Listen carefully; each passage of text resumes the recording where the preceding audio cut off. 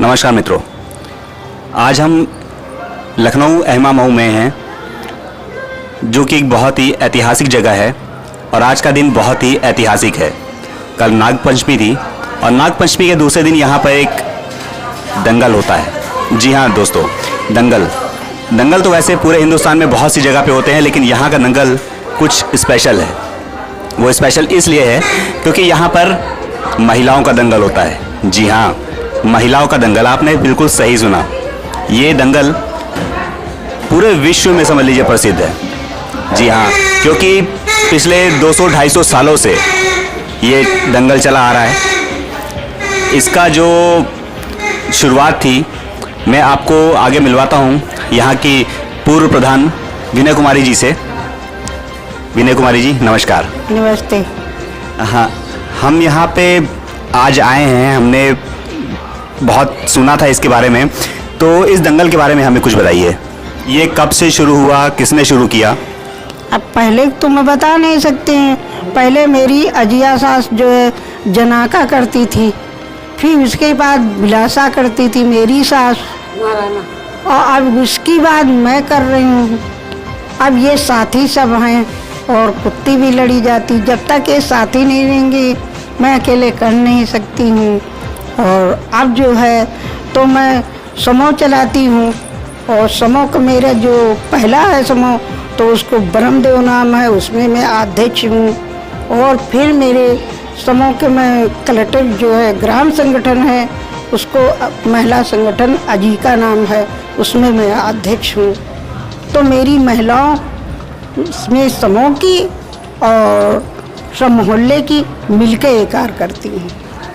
जी हाँ मित्रों, ये सभी जो हमारी विनय कुमारी जी हैं, ये सभी महिलाओं को एकत्रित करती हैं, एक साथ रखती हैं और एक बड़ी बहन की तरह, एक माँ की तरह सबको संगठित रखती हैं। वो कहते हैं ना कि एकता में शक्ति होती है, अकेला चना भार नहीं फोड़ सकता।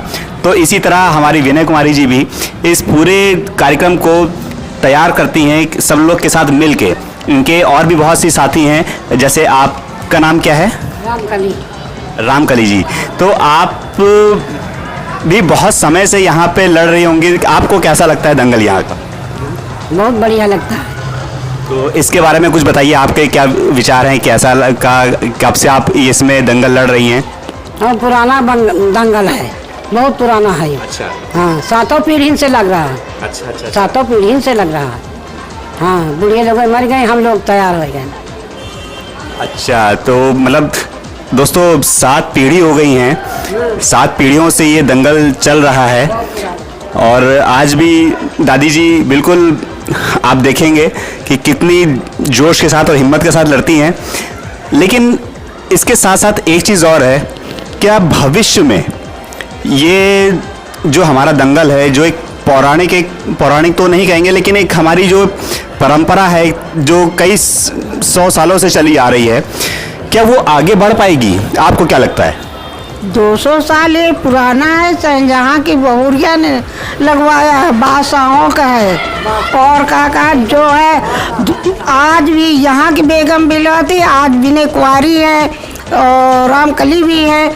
मेरी लड़की आगे करेंगी, बहुत कुमारी है और शीला भी है, 2 मेरी लड़कियाँ हैं। अच्छा, तो वो करेंगे।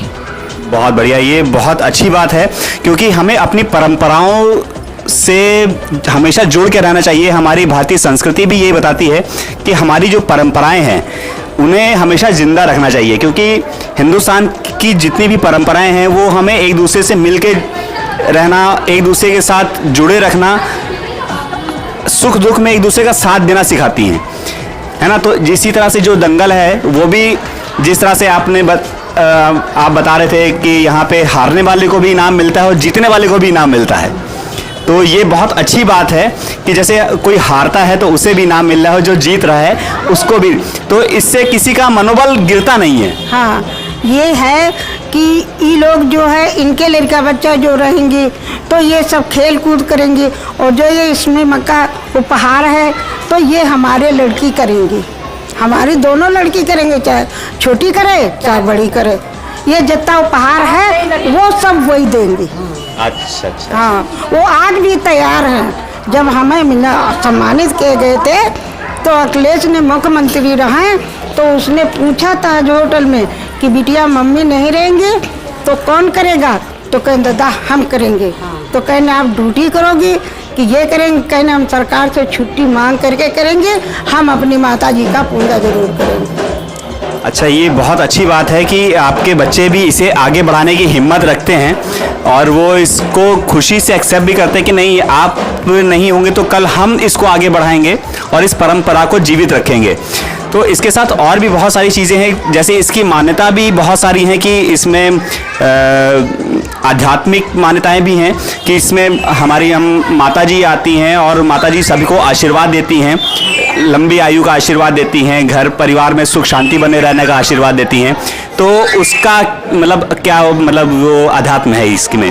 ऐसा है, हमारी माता जी का कहना है वो सपन में कहीं कि जिसके कोई हुए हवा बयार वो यहाँ पर की हमारी जहाँ कुत्ती होती है और हमारे काका तो धूल लगा लें वो कभी नहीं आएगा, तबीयत ठीक हो जा।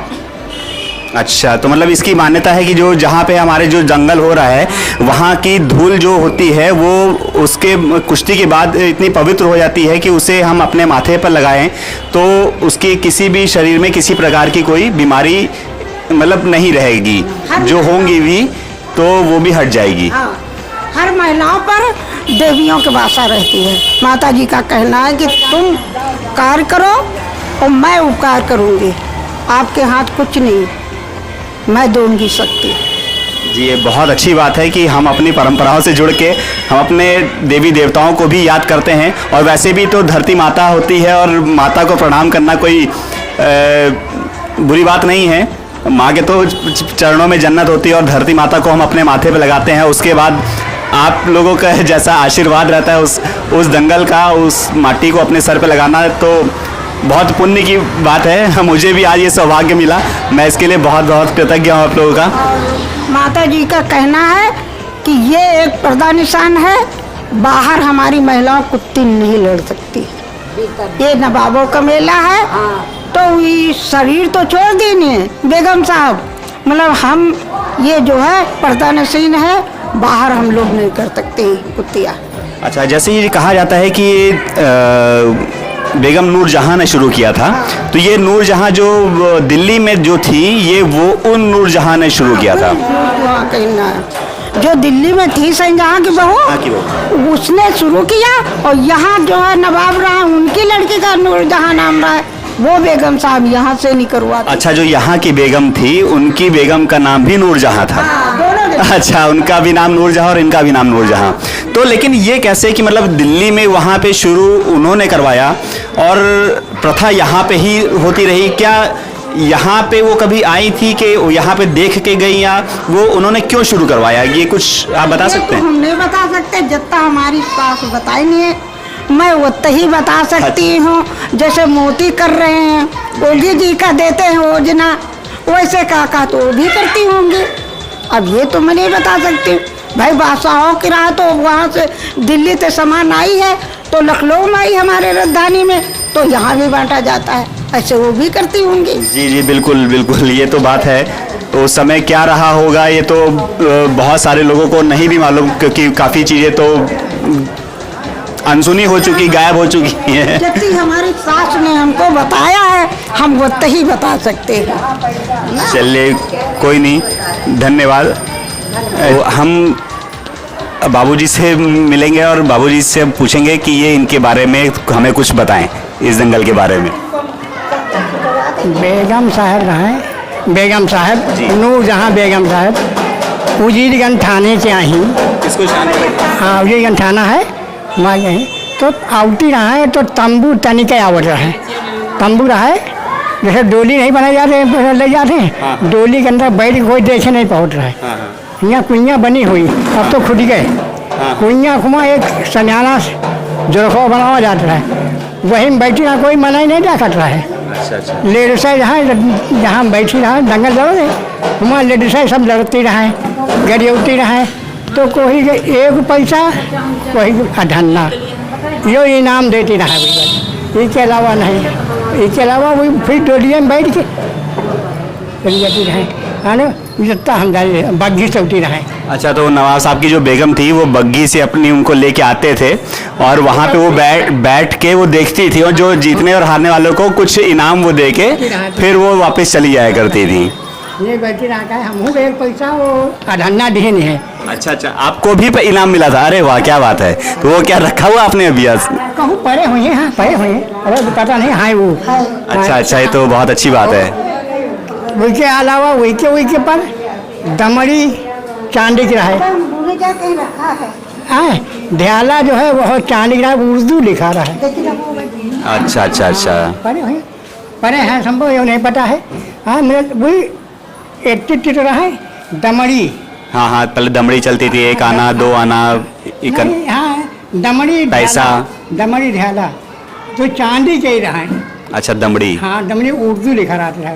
जी जी जी जी, वही की बार में इतना समझाए कि हाँ ये तो हमका मालूम नहीं है। बाबा कमाई जाए वहाँ दमड़ी पावट है, बाबा पावट है। हाँ और दमड़ी ध्याला बाप कमाई और बाबा या क्या दवाई खूब पड़ी हुई है, जो नहीं कहते भाई कहूँ नाश नहीं भाई है। हाँ और हमका धन्ना और 1 पैसा मिला है। हाँ हम अच्छा। हमारी राज मतलब हमारी टाइम में पहले खत्म हो गई।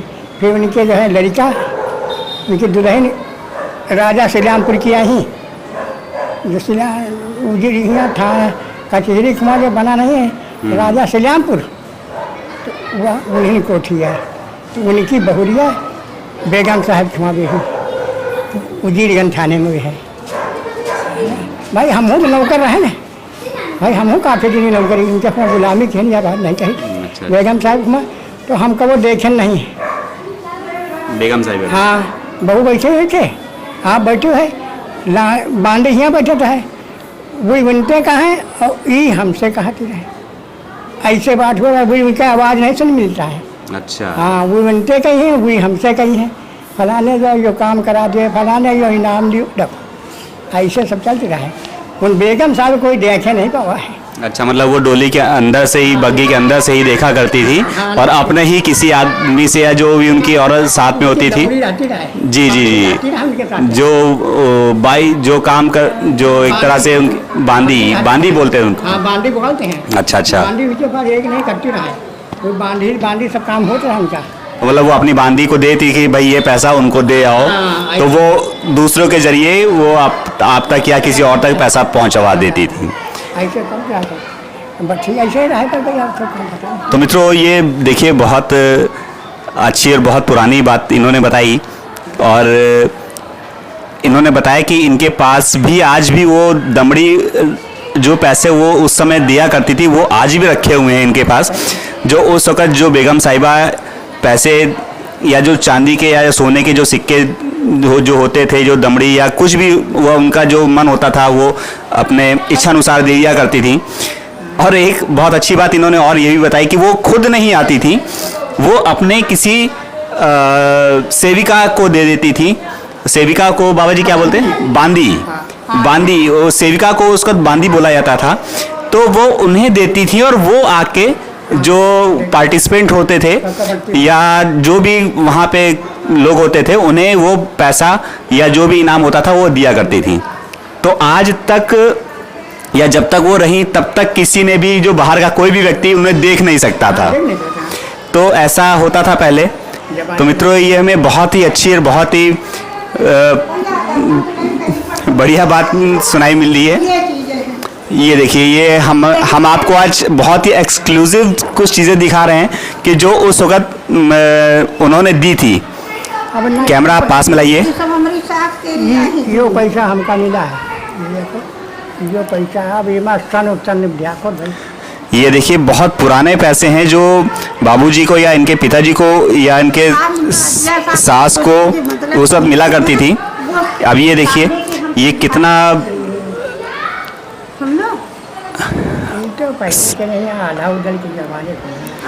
ये और अलग अलग तरह के सिक्के हैं जो आज देखने को नहीं मिलते हैं जल्दी किसी के पास, है ना? धन्ना और चांदी की दमड़ी छोड़ रहा है। बहुत ही अलग अलग तरह के सिक्के हैं जो अब दिखाई नहीं देते। मतलब अब उनके सास जो है।